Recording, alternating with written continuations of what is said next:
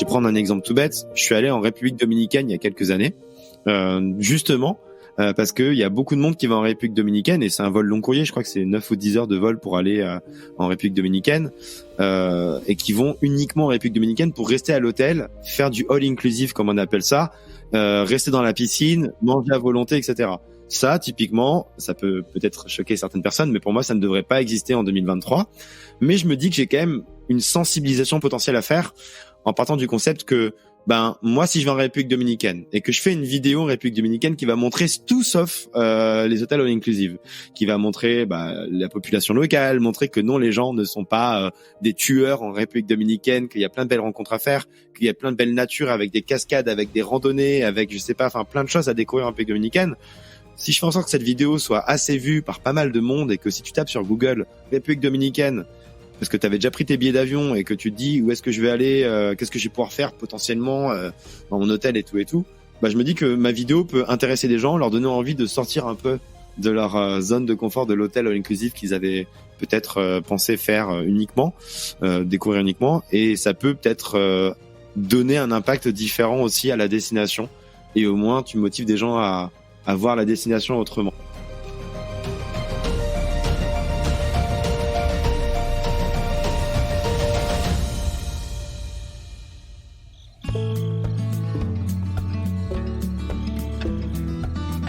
Notre invité du jour n'est pas expat. Il réside aujourd'hui en France. Pourtant, il a vécu auparavant en Chine, au Pérou, au Canada et même en République tchèque. Il est passionné de voyage et il y a un peu plus de 10 ans, il a eu envie d'inspirer des gens, comme vous et moi, à explorer le monde. Et ce, en commençant par la France. Depuis 8 ans, c'est même son métier à part entière. Et s'il se défend bien d'être parfait, il fait partie de ces personnes qui utilisent aujourd'hui de leur influence pour partager de bonnes idées pour la planète. Alors aujourd'hui, je vous invite à faire un pas de côté en compagnie de Bruno Maltor du blog Votre Tour du Monde, afin d'explorer ensemble quelques pistes de réflexion pour voyager tout en limitant notre impact. Vous écoutez French Expat, un podcast de French Morning. Ah oui, et moi, c'est Anne-Fleur Andrely.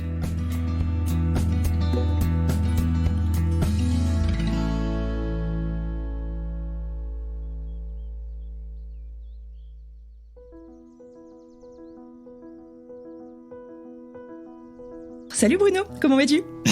Salut, ça va et toi ? Ça va super bien. La première question que je pose systématiquement aux gens qui viennent sur mon podcast, c'est si tu te trouvais là, tout de suite, dans un bar rempli de Français ou de francophones, à peu près peu importe finalement où sur la planète, comment est-ce que tu te présenterais et surtout, qu'est-ce que tu voudrais qu'on sache de toi ?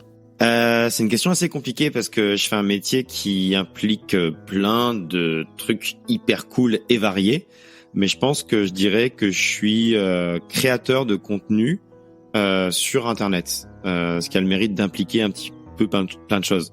Mais avant toute chose, moi je suis blogueur voyage depuis plus de 10 ans et c'est mon métier depuis 8 ans désormais, depuis 2014, donc bientôt même 9 ans.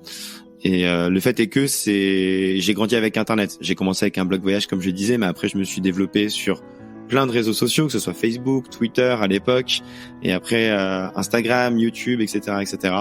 Donc je dirais que je suis créateur de contenu et que j'essaye d'inspirer les gens à partir à l'aventure pour se découvrir, pour aussi découvrir évidemment l'autre, d'autres cultures, que ça soit, sans forcément aller très loin. Hein, tu vois, tu peux découvrir déjà plein de choses hyper intéressantes en Europe.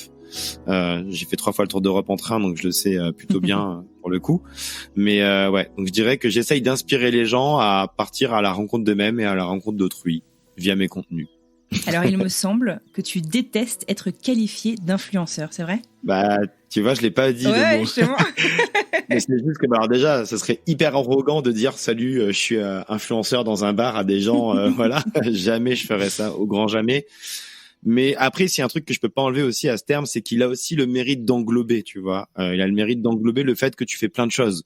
Tu vois, moi, il y a des fois des gens qui me disent que je suis Instagrammeur, alors qu'en vrai, Instagram, c'est une petite partie de mes réseaux sociaux, donc ça fait pas sens. Tout comme je suis pas YouTuber, tout comme je suis pas TikToker ou j'en sais rien. Donc c'est vrai que ce terme-là, même si je le déteste parce qu'il est hyper négatif, il est gourou, il est arrogant, enfin il y a plein de choses qui vont pas par rapport à ce terme, il a quand même peut-être un peu le mérite de faire en sorte qu'on se dit qu'on fait pas mal de choses en tant entre gros guillemets influenceur. Mais bon, jamais je me présenterai comme tel. Tu parlais de ton blog, félicitations d'ailleurs, il me semble que tu le disais, t'as fêté les 10 ans du blog il y a quelques semaines. Ton blog, le nom, je trouve en fait aussi, va peut-être aussi à l'encontre en fait finalement de ce terme influenceur. C'est pas ton tour du monde, c'est votre tour du monde. Est-ce que tu peux me parler du nom du blog justement? Effectivement, en fait, moi je me suis toujours dit que j'aurais pas l'occasion d'habiter partout sur notre belle planète, de vivre 5 ans à Tokyo, 5 ans je ne sais où, 5 ans voilà. L'idée c'était vraiment de me dire que je peux donner la parole à des gens qui ont des expériences extraordinaires à partager aussi. Ça a toujours été un petit peu mon envie au final aussi. C'était pas que de moi. Je voulais pas que que ça soit que par rapport à moi, mais par rapport aux voyageurs de façon générale. J'ai pas l'arrogance, tu vois, aussi de me dire que je peux être partout à la fois et parce que t'as passé une semaine à Berlin, tu connais hyper bien Berlin. Donc du coup, l'idée, ça a toujours été de me dire que je peux donner la parole aux gens. D'ailleurs, même sur YouTube, il y a un format de vidéo que j'adore faire, qui est le format Vivre à, où en gros, je vais justement interviewer des gens qui habitent à l'étranger. Souvent, je prends des gens qui viennent de France ou de pays francophones, pas des gens locaux, pour la simple et bonne raison parce que justement, ils ont une approche différente, tu vois, genre si t'as toujours vécu, moi je sais pas, à Paris par exemple, c'est difficile pour toi de comparer Paris avec d'autres villes où t'aurais pu grandir, etc. C'est pour ça que j'aime bien prendre des gens qui viennent pas forcément de villes où ils habitent de base. Donc du coup voilà, c'est un format que j'aime beaucoup faire et ça a toujours été pour moi aussi une envie que de donner la parole aux gens et que ça tourne pas forcément que autour de moi sur les contenus quoi.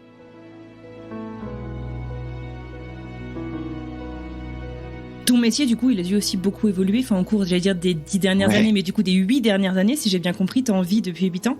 Est-ce que tu peux me raconter, justement, l'évolution un peu de ton métier?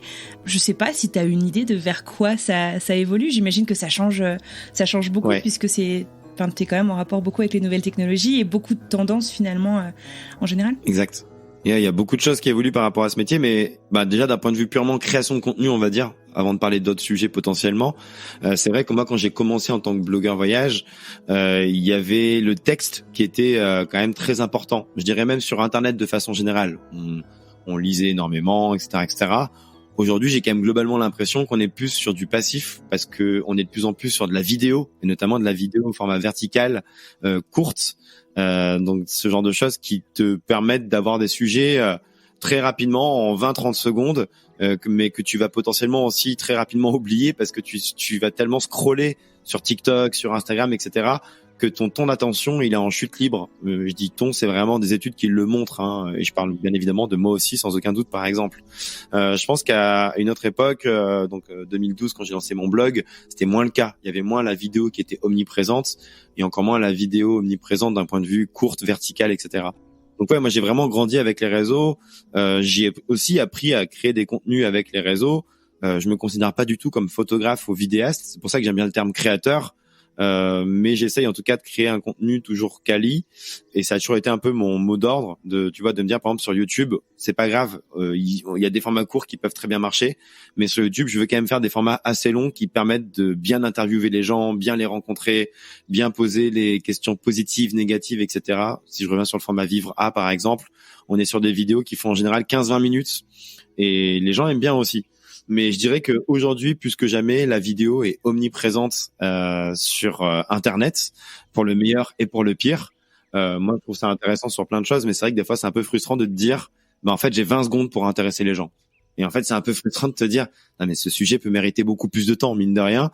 Mais puisqu'il y a cette barrière-là, il va falloir être créatif pour intéresser les gens très très rapidement et faire en sorte qu'il y ait une accroche qui te donne envie de regarder la vidéo et tout. Enfin, vraiment, on est sur un secteur qui est de plus en plus concurrentiel, le secteur de, l'influence, comme on dit, et même de la création de contenu. Donc, il faut intéresser, il faut intriguer et il faut percuter de façon rapide et efficace, beaucoup plus qu'auparavant. Et ça s'est accentué, notamment avec l'arrivée de TikTok, qui est un réseau que j'aime bien sur plein de points, qui a je dirais effectivement remis de plus en plus le côté vidéo format vertical courte en priorité. Tu vois, typiquement moi, même si je suis pas photographe d'ambition et je me considère pas comme tel, aujourd'hui j'aime quand même bien partager mes photos de voyage, etc. Parfois une photo, c'est intéressant et ça suffit. T'as pas besoin de toujours faire de la vidéo pour partager un truc, mais force est de constater que la photo elle est de moins en moins mise en avant par les plateformes, notamment Instagram. Tout ça parce qu'ils veulent de plus en plus de vidéos. Donc vraiment c'est passionnant de voir l'évolution d'Internet. Mais je pense que ça va continuer à s'accélérer d'un point de vue vidéo, et qui aura malheureusement de moins en moins, tu vois, de visibilité pour d'autres supports et façons de communiquer. J'en suis pas le premier avis, hein, mais c'est comme ça que ça se passe. Jusqu'à peut-être la création d'un nouveau réseau social, j'en sais rien. Ouais. Mais waouh. Faut se réinventer, quoi, en fait. Quoi, là. Faut se réinventer toujours.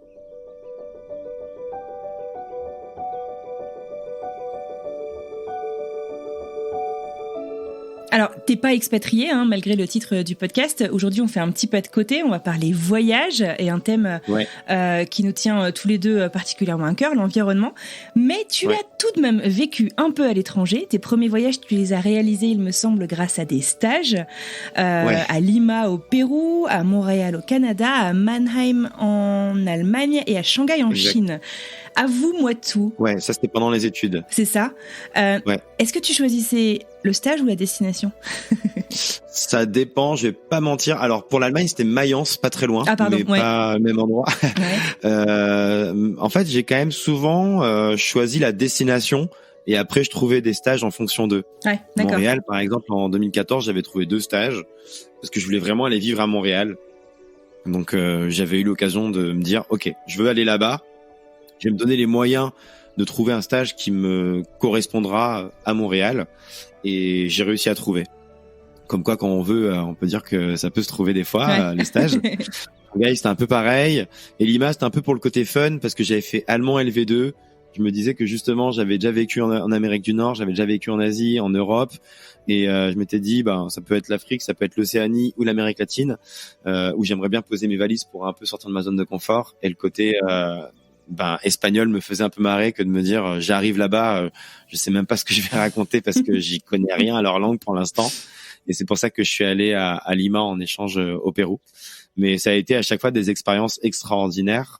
J'étais jeune, j'avais pas beaucoup d'argent, mais on s'en sort toujours, et c'est là aussi que tu apprends beaucoup de choses sur toi, sur comment en fait être débrouillard. Tu te rends compte aussi qu'il y a plein de façons de pouvoir voyager aussi pour pas très cher. Si tu veux, un peu, encore une fois, sortir de ta zone de confort. Aussi. Ouais, exact. Mais donc, tout ça a fait que ça a été des souvenirs inoubliables. Et après, par la suite, de par mon travail, je suis devenu ce qu'on peut appeler digital nomade. À l'époque, le terme n'existait pas vraiment, mais j'ai vécu 1 an à Prague, j'ai vécu 1 an à Lisbonne, j'ai vécu à Séville, j'ai vécu à New York, j'ai vécu à Budapest aussi. Donc, tu vois, j'ai vécu dans pas mal d'endroits. Mais ceci étant dit, c'est vrai que ça faisait quelques années que je me disais... là j'ai quand même pas mal eu la chance de vivre à droite à gauche et j'aime trop ça, mais j'avais envie de revenir en France parce que je voyage encore pas mal aujourd'hui en France tout comme en Europe, etc. Et je m'étais dit peut-être que ça peut être cool de se reposer un petit peu en France pour j'ai un grand frère qui a des enfants, une grande sœur qui a un enfant, pour voir les proches un peu plus facilement, etc. C'est ça qui a fait que je suis revenu, mais je m'empêche pas de repartir un de ces 4 m'installer à l'étranger. Avec mon métier, c'est assez simple au final, je dirais. Je regardais ta vidéo bilan de 2022. C'était super intéressant, où t'expliques donc que t'essayes maintenant par tes voyages de rester au sol le plus possible. Donc ça veut dire ne pas prendre l'avion. Tu disais que je crois que plus de 80% de tes contenus sur cette année-là ont été réalisés en Europe. D'abord, à quel moment en fait est-ce que tu as commencé à t'intéresser à ces problématiques, parce que finalement, par ton métier, on pourrait se dire c'est un métier qui est complètement aux antipodes finalement des préoccupations climatiques ou environnementales qu'on pourrait avoir. Comment est-ce que c'est arrivé un peu, je sais pas, sur ton radar perso ? En fait, c'est un sujet qui est hyper complexe parce que, bien évidemment, moi, je viens d'un petit lieu-dit de 200 habitants en Haute-Loire. Pour l'anecdote, si je suis passionné de voyage, c'est parce qu'il y avait une immense carte du monde à côté de mon lit quand j'avais 4-5 ans, qui avait été mise par mes parents. Et moi, tu viens d'un lieu-dit de 200 habitants. Déjà, je comprenais pas. C'était pas mon lieu-dit d'indiquer sur la grande carte, ce qui est, avec du recul, un peu normal, frérot. Mais l'idée était que je me disais, waouh, tous ces endroits sont magiques. Je m'amusais à prendre le nom de toutes les capitales de tous les pays du monde et je demandais à mes parents de me faire réciter. Mais ça, c'était vraiment à 4-5 ans. Et bref, moi, mon rêve ultime a toujours été de me dire, j'ai hâte de pouvoir aller découvrir tous ces lieux, etc. Donc, il y a plein d'endroits dans le monde où je me dis que c'est compliqué, malheureusement, d'y aller autrement que par avion aujourd'hui. Mais c'est vrai que depuis, je dirais, environ 2 ans, 3 ans, il y a la question de se dire que voyager en avion a un impact qui est quand même important. Je fais au maximum pour réduire mon impact sur la planète, parce que j'estime que c'est la moindre des choses à faire. Ceci étant dit, j'ai pas, comment dire, je dis pas que je prendrai plus jamais l'avion. C'est pas du tout ma conception de la chose aujourd'hui. En fait, je trouve qu'il y a plein de sujets en un seul sujet. Je vais prendre un exemple tout bête. Je suis allé en République dominicaine il y a quelques années, justement parce que il y a beaucoup de monde qui va en République dominicaine et c'est un vol long courrier. Je crois que c'est 9 ou 10 heures de vol pour aller en République dominicaine et qui vont uniquement en République dominicaine pour rester à l'hôtel, faire du all inclusive comme on appelle ça, rester dans la piscine, manger à volonté, etc. Ça, typiquement, ça peut peut-être choquer certaines personnes, mais pour moi, ça ne devrait pas exister en 2023. Mais je me dis que j'ai quand même une sensibilisation potentielle à faire en partant du concept que, moi, si je vais en République dominicaine et que je fais une vidéo en République dominicaine qui va montrer tout sauf les hôtels all inclusive, qui va montrer la population locale, montrer que non, les gens ne sont pas des tueurs en République dominicaine, qu'il y a plein de belles rencontres à faire, qu'il y a plein de belles natures avec des cascades, avec des randonnées, avec plein de choses à découvrir en République dominicaine. Si je fais en sorte que cette vidéo soit assez vue par pas mal de monde et que si tu tapes sur Google République dominicaine, parce que tu avais déjà pris tes billets d'avion et que tu te dis où est-ce que je vais aller, qu'est-ce que je vais pouvoir faire potentiellement dans mon hôtel et tout, je me dis que ma vidéo peut intéresser des gens, leur donner envie de sortir un peu de leur zone de confort de l'hôtel all inclusive qu'ils avaient peut-être pensé faire uniquement, découvrir uniquement, et ça peut peut-être donner un impact différent aussi à la destination et au moins tu motives des gens à voir la destination autrement. Bref, ceci étant dit, je fais quand même au maximum pour rester au sol, notamment en Europe. On a la chance, moi perso en ce moment, comme vous l'avez compris, je vis dans un continent qui est l'Europe, et en fait il y a plein de façons de rester au sol tout en explorant notre si beau continent, ce qui fait qu'en 2022 effectivement j'ai fait du train de nuit pour aller jusqu'à Vienne en Autriche, j'ai continué en train pour aller jusqu'en République tchèque qui est juste à côté, je suis allé en train de nuit dans le sud-est de la France, je suis allé en train à Londres ou encore à Amsterdam. J'essaye au max du max de rester au sol, tout en acceptant le fait que des fois pour des projets je dois aller je dois prendre l'avion parce que c'est un peu compliqué autrement. Là par exemple, je m'apprête à traverser l'océan pour aller au Canada pour justement en train justement. Voilà, exactement, c'est toujours le sujet. Si je dois prendre l'avion, je vais essayer de rester le plus longtemps possible sur place tout de même. Là, je sais que je vais au Canada, je sais pas quand sortira le podcast, mais en tout cas, j'y pars dans une Tu seras au Canada quand ça va sortir. OK, du coup, l'idée c'est de traverser le pays en train et de rester plusieurs semaines au Canada pour partager un petit peu ce périple, montrer à quoi ça ressemble le train au Canada et pas juste aller 3 jours à New York pour aller faire du shopping à Manhattan parce que c'est les soldes et rentrer derrière en France. J'essaye en tout cas au maximum d'avoir une vision qui me paraît la plus pertinente possible par rapport aux enjeux actuels, tout en assumant le fait que je suis pas parfait parce que je prends encore l'avion, mais ça fait partie des choses que j'essaye de réduire au maximum. Même si, encore une fois, attention, je prends encore l'avion aujourd'hui, mais je fais vraiment au max pour le réduire. Après, on peut prendre l'avion parce qu'on en a besoin, mais il y a plein d'autres choses qu'on peut mettre en place comme tu le fais. Ouais. Il y a une vidéo que tu as sortie qui je trouvais intéressante, c'était des astuces justement pour voyager de façon la plus éco-responsable possible. Tu parles de l'avion, il y a un truc en fait déjà aussi qu'on peut regarder, c'est les vols directs. Alors malheureusement c'est souvent les vols les plus chers, mais c'est un vrai truc finalement. En fait il y a plein de petites astuces évidemment. Si tu prends l'avion, faut éviter par exemple les escales parce que c'est au décollage et à l'atterrissage qu'il y a le plus de pollution qui va se réaliser avec le kérosène, etc. Mais donc du coup effectivement si tu prends un vol direct, par définition tu as moins de décollage, moins d'atterrissage et donc tu auras moins de pollution. Voilà. Et après, moi aussi, je fais partie de ces gens qui clairement ne prendront jamais l'avion pour faire un Paris-Lyon, tu vois. Ça rentre vraiment dans une démarche de me dire qu'il y a plein de choses qui aujourd'hui, effectivement, ne devraient plus forcément exister. Après, voilà, je suis juste un citoyen qui pense comme ça et j'ai pas le pouvoir de pouvoir justement dire aux gens, n'allez pas en République dominicaine pour faire que du all inclusive. Je suis qui pour imposer ça? Mais en tout cas, c'est une réflexion que j'ai qui me fait moi-même poser des questions au quotidien. Tout ce que je sais, c'est que si je prends l'avion demain, c'est pas pour aller 3 jours. Je reviens sur l'exemple de Manhattan pour faire du shopping parce que je pensais ça parce que M6 a fait un sujet sur ça il y a 1 an environ et ça m'avait un peu marqué. Je me disais mais en fait c'est dommage quand t'es une chaîne de télé de faire un reportage sur je vais à Manhattan 3 jours pour faire du shopping. C'est vraiment pas ce qu'il faut mettre en avant. Je suis déjà allé, en Amérique du Nord, mais j'essaye de rester au moins 1 mois sur place pour montrer les choses différemment et faire vivre des aventures différentes.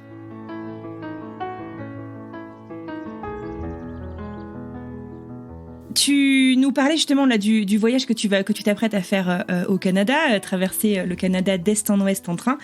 Ça a l'air génial. J'ai hâte, à titre personnel, de le suivre. Ce genre de voyage en fait et ce slow travel aussi, je me demandais, est-ce que ça demande encore plus de préparation finalement ? Enfin, je veux dire, comment est-ce que ça s'organise un voyage comme ça ? Comment est-ce que tu le prépares ? J'essaie de trouver le juste milieu entre organiser un petit peu pour quand même savoir où est-ce que je vais dormir, savoir des trucs un peu de base, tu vois. Mais globalement, j'aime bien laisser la place un peu au hasard, ne pas me dire à tout prix, à 8h du matin, je me lève, je suis à 8h30 à tel endroit, je suis à 9h après à tel endroit, etc. Je vais peut-être faire des belles rencontres lors de mon séjour qui vont me dire, va à tel endroit parce que c'est le bon moment pour y aller, il y a les bonnes conditions météo, etc., etc. Tout ça fait que, ouais, je m'impose pas de programme strict, mais j'ai quand même quelques must-see ou must-do que j'ai sur ma liste, tout en me disant j'ai de la flexibilité. Tu vois, là, on va commencer par Toronto pendant 3-4 jours. Je vais en profiter pour faire le format vivre à Toronto avec une locale. On ne sait pas encore exactement où est-ce qu'on va aller, tout ça. Mais c'est bien aussi parce que ça va nous permettre d'avoir un peu de spontanéité et pas de tout avoir de près en amont, ce qui enlève effectivement le côté naturel. Si tu sais vraiment tout de A à Z de ce que tu vas faire. Donc ouais, je me laisse un peu de surprise pour ça.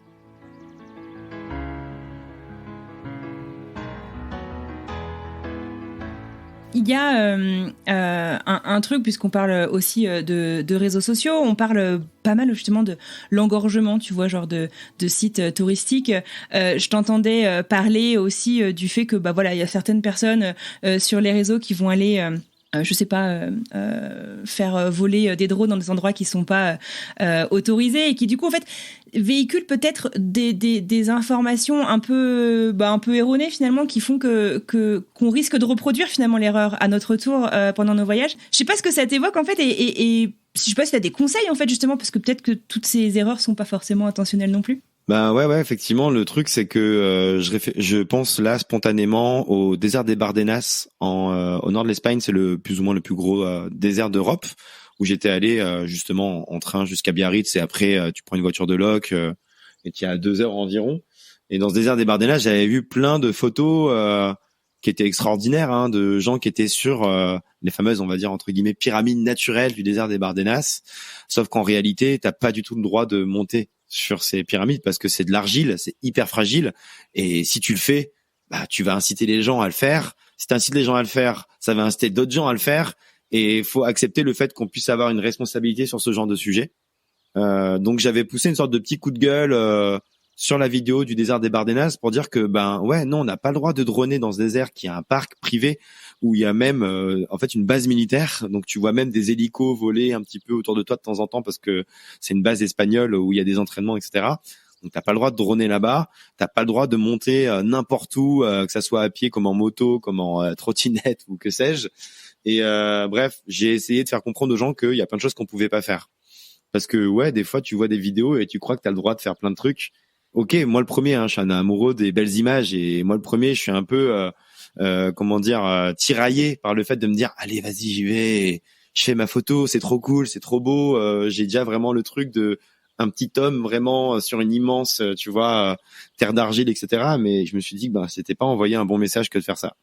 Donc si tu regardes la vidéo sur YouTube, je tape Bruno Maltor désert des Bardenas, tu tomberas dessus et tu verras qu'effectivement j'ai même appelé les gardes du parc national pour leur dire alors en fait comment ça se passe pour être sûr de l'info parce que ça me paraissait ouf. Tu vois tellement des gens qui sont sur les pyramides et tout que tu te dis non mais c'est tout, on a le droit, c'est pas possible autrement. Et ils me disaient non tu peux avoir 1 000 € d'amende, 1 000 € d'amende si tu te fais choper, même si tu postes une photo en ligne après coup tu peux avoir cette amende. Et bref, c'est vrai que tu te dis que faut essayer de faire attention. Moi j'essaye de faire au max tout en partant encore une fois du principe que je suis pas parfait si je partage un lieu, ça peut avoir des conséquences sur ce dernier, mais j'ai tendance à pas mettre les lieux précis, par exemple, de là où je vais. Un exemple concret aussi, je suis allé en Auvergne, ma région natale, l'été dernier, dans un coin qui était vraiment magnifique, qui s'appelle le Livradois-Forez. Donc c'est une petite, ensemble de localités en Auvergne. Et il y a un endroit que j'ai vraiment trop aimé, mais j'ai pas mis le spot exact précis de cet endroit. J'ai mis que c'était dans le Livradois-Forez. Et après, libre à chacun de se renseigner un minimum, de se dire vas-y je me sors un peu les doigts du cul pour trouver l'endroit précis où Bruno il est allé. Tu vois ce que je veux dire? Ouais. J'ai pas mis le spot exact coordonné GPS. Et je trouve que ça fait un peu partie aussi du charme du voyage que de se dire que t'as pas l'endroit exact précis. Alors je sais qu'il y en a des fois qui pestent un petit peu, qui me disent ah bah bravo, tu vois, ça sert un peu à rien ce que tu fais, mais je trouve que ça donne un peu du charme aussi à la recherche de la destination où tu vas te rendre.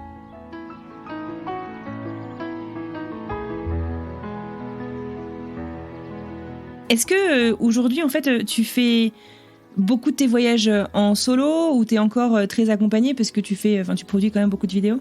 Ça dépend pas mal des voyages, mais à partir du moment où il y a des vidéos sur YouTube, faut partir du principe qu'on est deux. On sera jamais plus, mais on est deux. Et je suis souvent accompagné par mon pote Clément, que je salue s'il nous écoute et qu'on voit parfois sur les vidéos. Alors c'est pareil, Clem, des fois on me dit pourquoi on le voit pas tout le temps, etc. Mais en fait c'est juste que moi je veux pas mettre en avant. Moi déjà, je me mets en avant, uniquement pour raconter des choses. Je vais pas me mettre en avant pour dire coucou, je suis en train de manger une glace et tout, tu vois. Je suis pas dans de la télé-réalité. Les gens savent pas, par exemple, si je sais pas, j'ai une copine, les gens savent pas si par exemple, tu vois, enfin ma vie perso, je la mets jamais en avant, très peu. Et donc Clem, je le mets en avant de temps en temps, mais s'il y a entre guillemets une utilité pour l'histoire, tout comme pour moi. Moi, je me mets en avant uniquement s'il y a de l'utilité pour l'histoire. En tout cas, j'essaie de trouver ce juste milieu et j'espère que les gens ils le ressentent. Donc voilà, mais je suis souvent accompagné par Clem et c'est grâce à lui notamment que les vidéos sont aussi qualitatives parce que c'est un travail d'équipe. Donc on est assez complémentaires là-dessus. C'est vrai que tes vidéos sont vraiment archi canon. Je mettrai le lien de ta chaîne YouTube notamment dans la description de cet épisode. Il y a une tendance de voyage qu'on voit un peu partout aussi sur les réseaux, entre autres, mais pas que. Depuis quelques temps, c'est le voyage solo. On nous vante un peu les mérites du voyage solo. Est-ce que c'est un truc qu'il faut qu'on fasse? Est-ce que c'est... Enfin, tu vois, puisque toi, tu fais les deux et que tu as fait beaucoup des deux, ça m'intéresserait un peu d'avoir your two cents, comme on dit ici. Effectivement, le voyage solo, c'est une thématique qui est vraiment à la mode, et notamment le voyage en solo au féminin. Et comme tu t'en doutes, je suis pas forcément le mieux placé pour parler de voyage en solo féminin. Donc j'ai fait notamment une vidéo il y a 1 an et demi avec une très bonne amie à moi qui s'appelle Morgane Little Gypsy, de son nom sur les réseaux sociaux, où justement on a abordé les thématiques du voyage en solo au féminin, et notamment tout ce qui va être sécurité, tout ce qui va être trouver la bonne destination pour faire les bonnes rencontres. Parce qu'en fait, il y a plein de destinations qui peuvent être simples quand tu voyages en solo, parce qu'il y a beaucoup de backpackers, il y a beaucoup de voyageurs, donc tu peux faire des rencontres facilement. Mais moi, je trouve que ça peut être hyper intéressant à vivre au moins une fois dans sa vie, le voyage en solo, parce que le voyage à plusieurs, mine de rien, ça te met un peu dans une sorte de bulle de confort, de zone de confort, où quand t'es dans le métro avec tes potes, bah tu regardes tes potes, tu parles avec tes potes, tu restes avec tes potes, tu tchatches avec tes potes, un peu comme quand tu vas en soirée avec tes potes. Il y a des chances que tu restes avec tes potes, tu vois, dans ton cercle à toi. Tandis que quand tu pars seul, bah par définition, tu es seul, et donc tu vas peut-être beaucoup plus être ouvert à autrui, à avoir un regard un peu plus ouvert, curieux, naïf dans un sens, tu vois, de chercher à faire des rencontres, parce que on aime tous faire des rencontres, enfin on aime pour la plupart tous faire des rencontres, tu vois, en voyageant. Donc je pense que le voyage en solo peut te permettre de te découvrir un peu plus toi-même, de sortir de ta fameuse zone de confort dont on parle de temps en temps sur ce podcast déjà. Et il y a un truc à retenir quand même, c'est que si tu choisis bien ta destination, il y a vraiment plein d'endroits où tu seras jamais vraiment seul. Et ce sera vraiment plus si tu as vraiment envie d'être seul que tu le seras, mais tu vas faire tellement de rencontres quand tu voyages en solo que tu seras jamais vraiment seul, si ce n'est quand tu le veux vraiment, quoi. Donc il y a plein de gens qui ont peur de ça. Moi, je sais que ça peut faire peur de te dire que tu vas être seul, mais moi, je me rappelle de mes premiers voyages en solo il y a peut-être une dizaine d'années, fin fond de la Colombie et tout. Enfin, j'arrivais seul au fin fond d'une île, au large de la Colombie, en me disant putain, je connais personne, ça va être horrible et tout, parce que tous, on a parfois des doutes, tu vois, sur nous-mêmes, sur plein de choses. Et en fait, en l'espace de vraiment littéralement 10 minutes, j'avais rencontré un couple d'Anglais qui m'avait présenté une Colombienne, qui m'avait présenté, tu vois, des gens de partout dans le monde, et on avait passé 10 jours extraordinaires avec tous ces gens à arpenter l'île, à faire de la plongée ensemble, à faire des jeux de société le soir et tout. Et c'était extraordinaire. D'ailleurs, cette fille s'est mariée, celle du couple anglais, est retournée à Lille et m'a écrit hier. Donc ça permet d'avoir des gens un peu partout dans le monde, tu vois, qu'on connaît grâce à ça. Donc je trouve qu'on fait beaucoup plus de rencontres. Après, c'est pas obligatoire. Je vais pas dire aux gens faites-le obligatoirement à tout prix, mais je trouve que ça reste une étape intéressante, même dans son cheminement de vie, que de se dire allez, vas-y, je peux partir seul. J'ai pas besoin d'attendre quelqu'un spécifiquement. J'ai pas besoin de demander à tous mes potes qui est dispo, etc. Je peux me faire ce kiff une fois dans ma vie. Au pire du pire, si ça te plaît pas, bah tu rentres ou tu vois. Genre, on parle pas de partir à un endroit horrible, etc., quoi. Au pire du pire, ça te plaît pas, tu rentres et tu retenteras pas l'expérience. Mais ça peut être cool.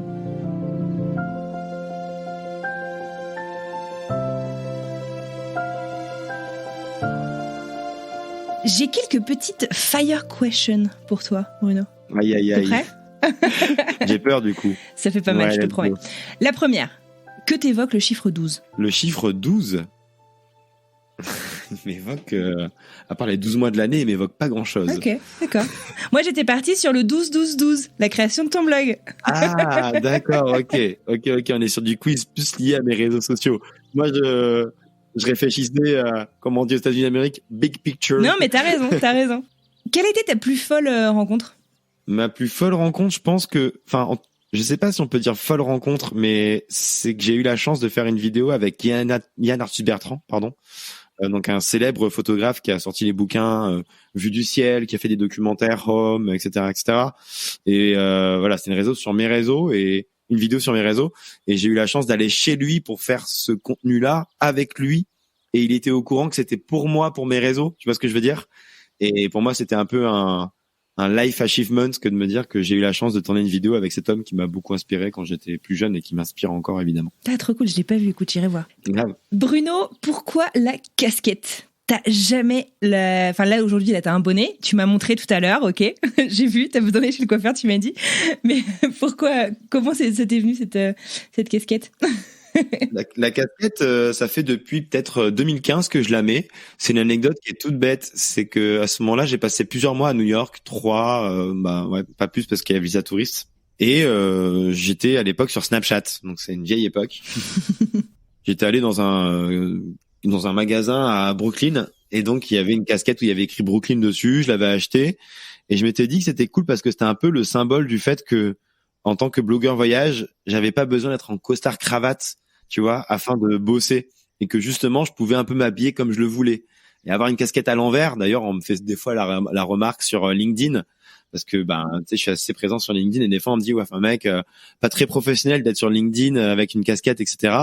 Mais moi, je trouve que justement, c'est bien avec ce métier. Ce qui est bien avec ce métier, c'est que je peux me dire, je m'en fous d'être avec une casquette à l'envers. C'est pas sur ça que je vais être jugé.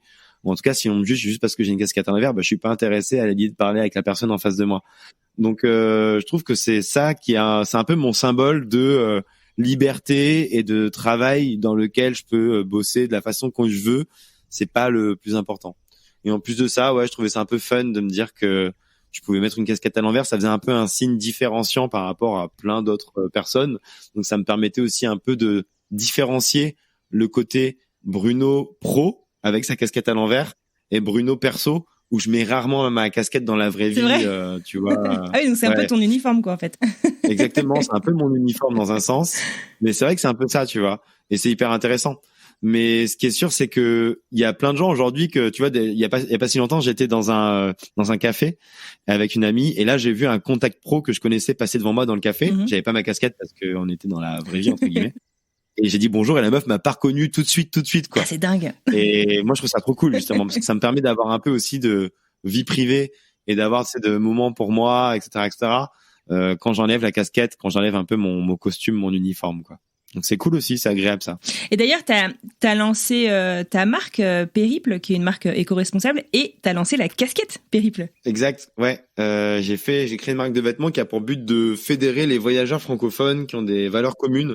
Tu sais, c'est en mode t'es en randonnée, même dans le Cantal, hein, t'as pas besoin d'être en randonnée au bout du monde encore une fois, mais tu peux être en randonnée en Europe, etc. Tu portes une casquette Périple, il y a quelqu'un qui en face de toi porte un bonnet Périple. Et tu te reconnais mutuellement et ça peut être l'occasion de partager un bout de la rando ensemble ou juste de se dire bonjour, juste d'échanger quelques mots, etc.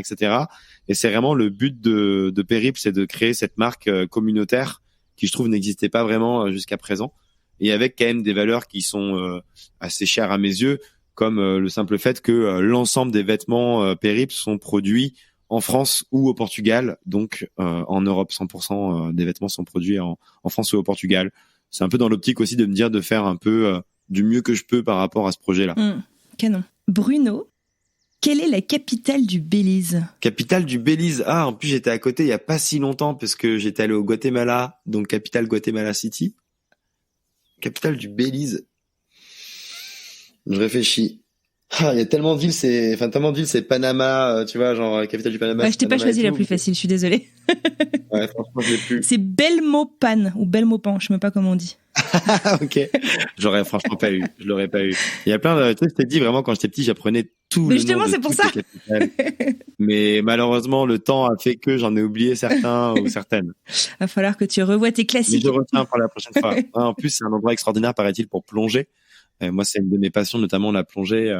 J'ai le PADI, etc., que j'avais d'ailleurs passé au Guatemala à l'époque. J'avais failli y aller. Donc, écoute, je note pour la prochaine fois. Quel a été ton voyage le plus surprenant? Et je sais que c'est super dur comme question parce que t'en as fait tellement et que j'espère qu'ils sont tous un minimum surprenants. Mais je sais pas si tu devais en choisir un ou un top 3. Non, bah, je pense que justement, le Guatemala dont je te parlais juste avant, c'était un voyage qui était hyper enrichissant sur plein de points. Hyper marrant, hyper insolite, hyper surprenant, c'est bien le terme. J'y suis allé en 2019.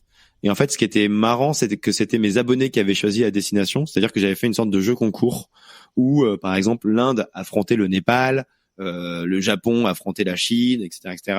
Et donc, le pays qui gagnait à la fin, tu vois, chaque match, un peu comme une Coupe du Monde, quoi, j'allais le découvrir pendant un mois. Et donc, c'était le Guatemala qui avait gagné ce concours. Et donc, mes abonnés avaient choisi la destination. Et je savais pas trop comment m'attendre en partant au Guatemala parce que c'était un pays qui était vraiment pas très connu et je pense qu'il l'est d'ailleurs toujours pas vraiment parce que tu sais tu dis Guatemala à quelqu'un dans la rue, je pense qu'il va pas savoir te dire où est-ce que c'est vraiment dans le monde, qu'est-ce qu'on peut y voir, etc. Mais en fait c'était un vrai mix entre claque visuelle d'un point de vue de la nature avec le lac Atitlan, avec le volcan qui s'appelle El Fuego, qui est un volcan explosif en activité régulière là-bas et qui a 4000 mètres d'altitude, donc faut faire 6-7 heures de randonnée pour se retrouver en face de ce dernier et c'est un souvenir que j'aurai pour toujours gravé en moi. Il y a aussi la culture maya qui est omniprésente avec plein de temples qui sont pas tant visités que ça, alors que 50 bornes au-dessus, t'as le Mexique avec Chichen Itza qui est over visité, tu vois. Et ouais, donc tout ça fait que je trouve que le Guatemala c'était une très belle découverte et que je savais pas trop à quoi m'attendre, mais que justement ça a été plein de belles claques visuelles avec des gens adorables bien évidemment et que j'ai adoré ce séjour et j'ai adoré le partager. Et j'ai beaucoup d'abonnés qui partent au Guatemala pendant un mois, même plus, et qui me partagent le fait que c'est leur coup de cœur aussi. Donc comme quoi, tu vois, c'est un pays qui a l'air de marquer les gens. Et j'ai adoré le faire découvrir encore une fois parce qu'il y avait le côté un peu insolite, jamais vu, qui était intéressant, je trouvais. Non, mais écoute, tu vois, c'est un pays qu'on n'a jamais abordé encore dans le podcast en 200 épisodes. Donc, si vous êtes au Guatemala, que vous avez une histoire à raconter, écrivez-moi. Est-ce qu'il y a quelqu'un que tu aimerais entendre dans le podcast? Il y a plein de gens que ça doit pas forcément être un créateur du coup. Ça doit être un créateur. Non, mais il y a plein de gens. Ça dépend vraiment des thématiques. Mais moi, ça me fait penser un peu à l'Inde où j'avais interviewé plein de gens qui habitaient là-bas et tu vois notamment le côté est-ce que c'est safe pour les filles qui sont en solo en Inde quand ils habitent, etc. Il y a des pays comme ça, je trouve, qui sont un peu victimes des préjugés. Alors l'Inde, je dis pas que c'est un pays parfait, je dis pas qu'il y a pas plein de choses pas ouf qui s'y passent, hein, bien évidemment, mais il faut quand même remettre les choses dans le contexte. Il y a 1,3 milliard d'habitants, 4, je sais même pas, en Inde, qui va être le pays le plus peuplé d'ici 2030 au monde devant la Chine. Donc évidemment, il y a des actualités qui sont des fois dégueulasses, mais il faut pas oublier que voilà, c'est 1,4 milliard d'habitants et qu'on peut pas résumer un pays à quelques actualités aussi morbides soient-elles. Donc l'Inde, pour moi, j'aimerais bien que vous le mettiez en avant, même toutes les destinations, tu vois, un peu comme le Guatemala, où on peut avoir des gros stéréotypes, des gros préjugés, et alors qu'en réalité, les gens sur place ont l'air de bien kiffer leur vie, juste en faisant attention à quelques règles de base que les locaux partagent assez souvent.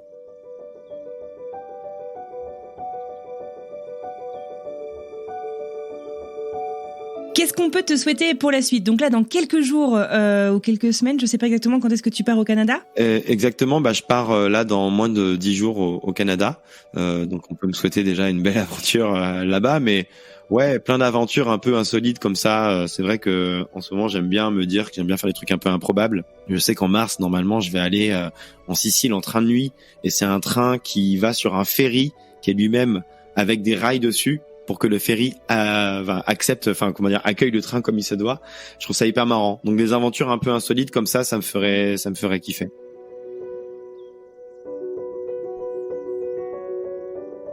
Et alors, j'ai vu que toi et moi, on avait un point commun, c'est la rupture des ligaments croisés et l'opération. Exact. Tu reprends la course et tu te prépares, je savais même pas que c'était possible, pour courir de manière grand public, finalement, le marathon de Paris en 2024, lors des JO. C'est ça exactement, ouais. C'est la première fois de l'histoire que le marathon des JO est ouvert au grand public. Il y a plein de façons d'avoir un dossard. S'il y a des curieux qui nous écoutent, n'hésitez pas à taper sur Google ou Ecosia comment trouver dossard marathon JO 2024. Mais ouais, effectivement, le but c'est de le courir parce qu'en fait, il y a un truc que moi j'aime bien me dire, c'est vivre des expériences. Et dans 50 ans, je m'asseoirai sur un banc, si je suis encore vivant en tout cas, je pourrais m'asseoir sur un banc et en parler avec mes potes en me disant putain, c'était quand même marrant, on a couru le marathon par exemple des JO, c'est improbable. J'aime bien vivre des expériences dans le but de me dire que dans 50 ans, je rigolerai en y pensant. Et le marathon, bon, sur le moment, ça va me faire chier de la prépa sans aucun doute, mais dans 30-40 ans, ça me fera marrer d'avoir fait ça. J'aime bien vivre des expériences pour ça aussi. Eh ben c'est canon. Écoute, on regardera tout ça avec attention. Bruno, pour terminer, est-ce qu'il y a un petit mot que tu aimerais, adresser à des Français qui vivent un peu tout autour du monde et qui t'écoutent là aujourd'hui ? Ben non, si ce n'est que n'hésitez pas à partager vos expériences sur Internet, sur les réseaux, etc. Ça intéressera forcément du monde. Tu vois, là, on parlait du Guatemala.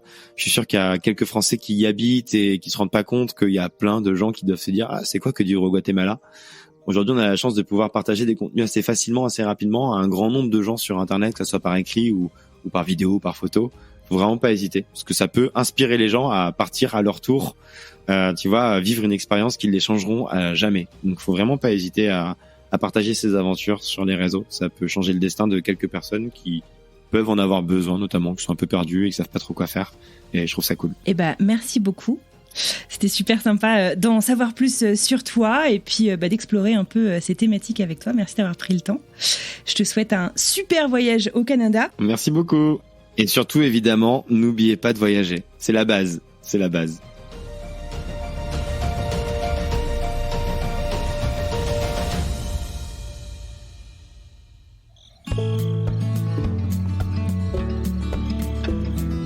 Et voilà, c'est terminé pour aujourd'hui. J'adresse un immense merci à Bruno Meltor pour ce chouette moment passé ensemble et j'espère que vous avez vous aussi apprécié cet épisode.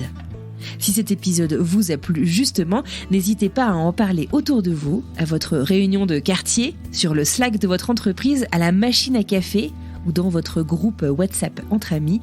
D'abord, ça peut leur servir et moi, perso, je vous en suis extrêmement reconnaissante. Vous pouvez aussi nous laisser quelques étoiles sur Apple Podcast ou Spotify par exemple, ou encore un petit mot, ça nous aide beaucoup à faire grandir le podcast.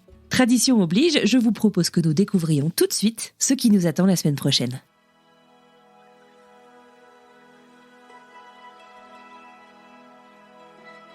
J'ai plus de maison. Ce sentiment de ne plus appartenir à rien. Tu sais, t'as des étiquettes sur tes valises avec ton nom, ton numéro de téléphone et tout, où tu habites. Bah, moi, je peux juste mettre mon nom en ce moment parce que mon numéro de téléphone va changer. J'ai aucune idée d'où je vais habiter. C'est dans des détails comme ça que c'est difficile les derniers jours. Le seul truc qui est sûr, c'est que tu seras toujours deuxième. Donc, on s'est expatrié pour son job. Il est diplomate. Ses réunions, c'est toujours capital. Donc, moi, si je prends un travail, je peux pas prendre un travail où je vais lui dire, je vais lui téléphoner, je vais lui dire, ah ouais, écoute, t'es un ministre, mais désolé, j'ai une réunion, quoi. Non. Donc, je peux pas vraiment prendre un job où vraiment, mon job de rêve, imagine, tu pourrais prendre n'importe quel job et me lancer dans, je sais pas, aller travailler dans un magazine pour écrire des chroniques et tout serait mon truc. Mais non, je peux pas parce que je dois être ici à 5h pour les enfants.